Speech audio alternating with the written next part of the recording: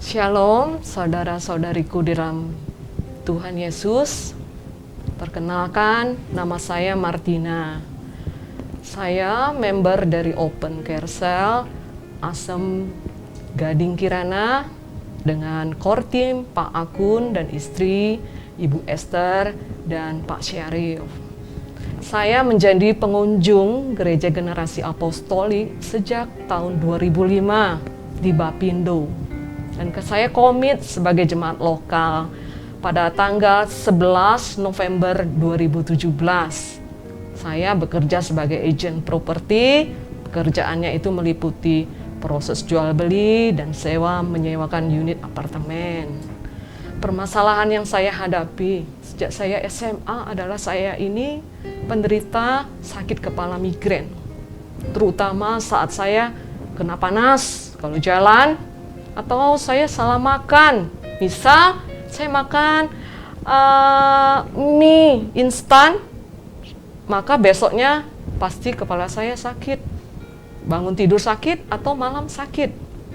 Sakit kepala ini membuat saya tidak nyaman dan saya menderita sekali sampai saya bisa mengkonsumsi obat painkiller itu 1 minggu 1-2 tablet. Yang jelas dalam 1 bulan pasti saya konsumsi. Nah, 3 tahun yang lalu saya pulang kampung. Saya bertemu dengan saudara saya dan saudara saya menyampaikan tentang pola hidup ketofastosis, di mana tidak makan karbohidrat, tidak makan gula, dan skip breakfast. Nah, puji Tuhan, perlahan-lahan migrain saya hilang dan saya membuang semua stok obat di rumah. Tetapi pada pertengahan tahun ini, bulan Juni tepatnya, karena masalah pekerjaan, saya mengalami insomnia. Itu susah tidur. Bagi orang yang susah tidur, udah cuma 1 hari yang nggak bisa tidur itu nggak masalah. Tapi bila itu sudah berhari-hari, itu sangat menyiksa sekali. Saya takut apabila malam tiba, karena tidur merupakan suatu momok yang menekan saya. Susah. Apa itu susah? Saya terjaga di tempat tidur dari jam 9 malam, tetapi saya tidak bisa tidur sampai subuh. Badan, otak saya terus terjaga dari jam ke jam. Nggak enak banget. Saya mencoba segala cara untuk bisa tidur dengan rileks, pikiran yang ditenangkan, dan mulai kadang saya minum obat tidur supaya saya bisa tidur, tapi itu susah. Kepala saya, badan sakit semua besoknya, sehingga aktivitas saya besok itu sangat terganggu. Dan saya tidak berani berjanji dengan orang. Misalnya besok mau melakukan apa, saya nggak berani. Karena saya tidak jamin saya fit untuk besok harinya.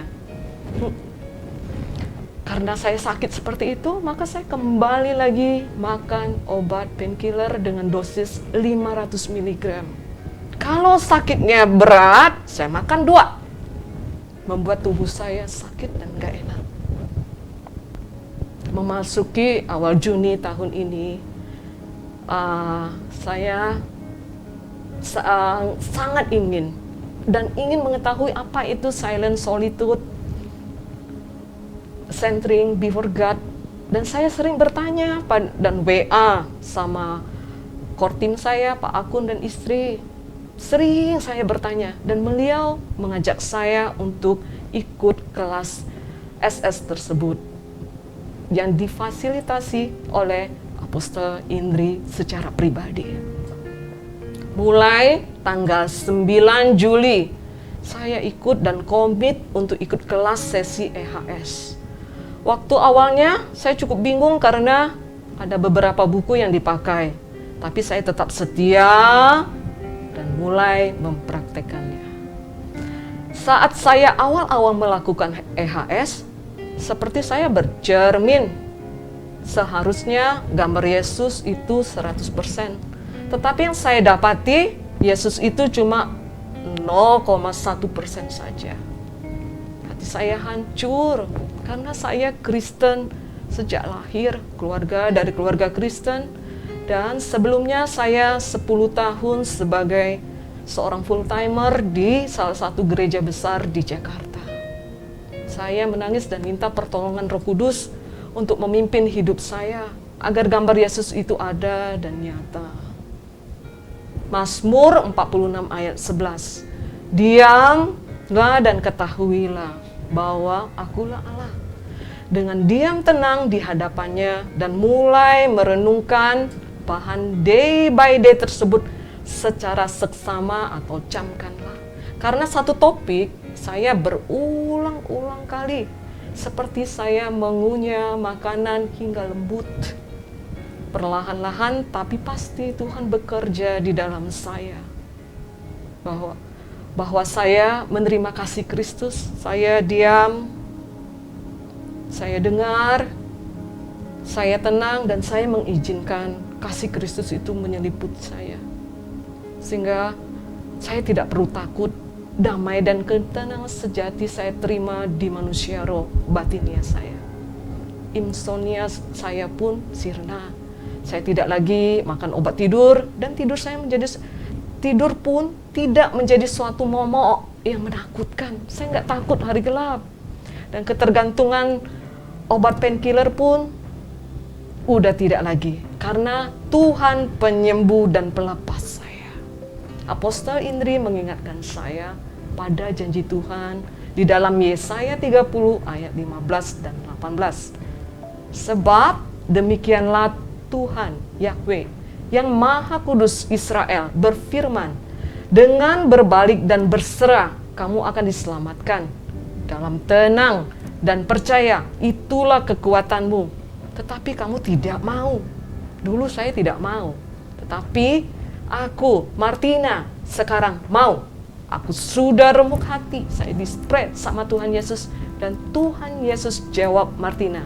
Karena di dalam Mazmur 34 ayat 19, Tuhan itu dekat kepada orang-orang yang patah hati dan Ia menyelamatkan orang-orang yang remuk jiwanya. Dan Tuhan Allah menjawab aku di dalam Yesaya 30 ayat 18. Walaupun begitu, Tuhan menanti-nantikan saatnya untuk belas kasihannya kepada saya. Dia menanti-nantikan, dia ingin menunjukkan bagian saya hanya menerima saja belas kasihannya. Ia sedia. Saya kagum, saya bisa sadari bahwa dia begitu dekat, cepat hadir dan menolong saya dalam kondisi terpuruk. Itu membuat saya sadari Yesus Kristus itu sungguh kebangkitan dari mati. Dari Yesusku 100% nyata. Karena di tengah penderitaan, tanpa saya sadar, saya lupa bahwa Yesus Kristus itu hidup dan kuasanya nyata. Oh, mari umat Tuhan, berhenti dan datang padanya. Terimalah undangan kasih-Nya. Karena di dalam Matius 11 ayat 28, datanglah kepadaku kamu semua yang lelah dan merasakan beratnya beban. Tuhan akan menyegarkan kamu. Demikianlah kesaksian yang saya sampaikan. Saya mengucapkan terima kasih kepada Apostol Indri Gautama, para leader di gereja, pemimpin dan member Sel Asem Gading Kiranya. Kiranya nama Tuhan Yesus dipermuliakan. Terima kasih. Amin.